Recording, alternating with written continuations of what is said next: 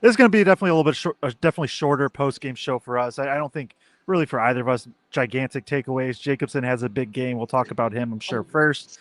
Maybe Jakari can use this game to kind of springboard a little bit.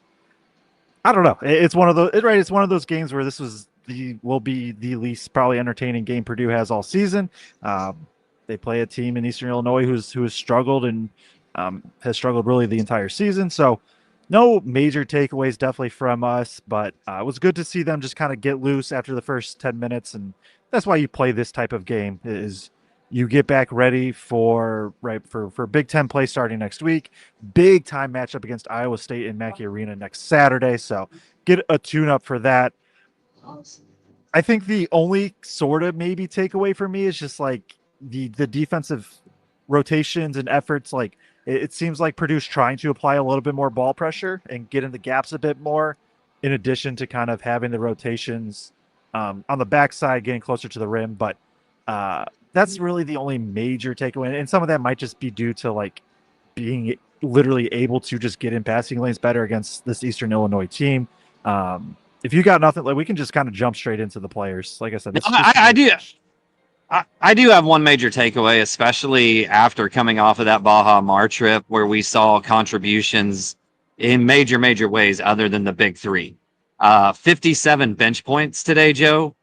And I mentioned to you when I saw that, that's got to be the largest amount of bench points this Purdue team has had in a long time. I can't remember a game where it was even close to that in the last few years.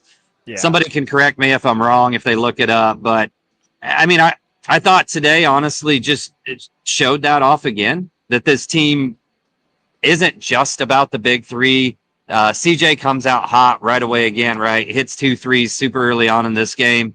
And then honestly, we talk about that sluggish start.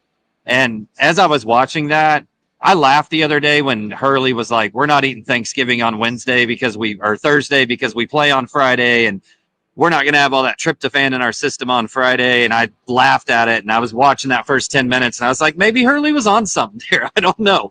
Who knows? But I really thought it was the bench players that came in that got this team going from a defensive intensity standpoint, because we look sluggish out of the gate offensively, but more importantly, defensively. Offensively with sloppy, unforced turnovers. But on the defensive end, I thought we looked really sluggish and didn't take what we accomplished in that Texas Tech game and roll it straight into this game out of the gate. But Jacobson and Meyer, to me, when they came in on that rotation, Meyer was getting his hand on balls and passing lanes and just disrupting dribblers. And Jacobson, obviously, we're going to get to him in a second, but 6 blocks. He blocks 2 threes in this game, throws away a guy mid-range shot that was in the middle of the lane. I really thought in a big way, they kind of spurred like, hey, like, let's get after it as a team, right? But this team should not be scoring at the ease that they were to start that game. Yeah, no, I think that is very fair.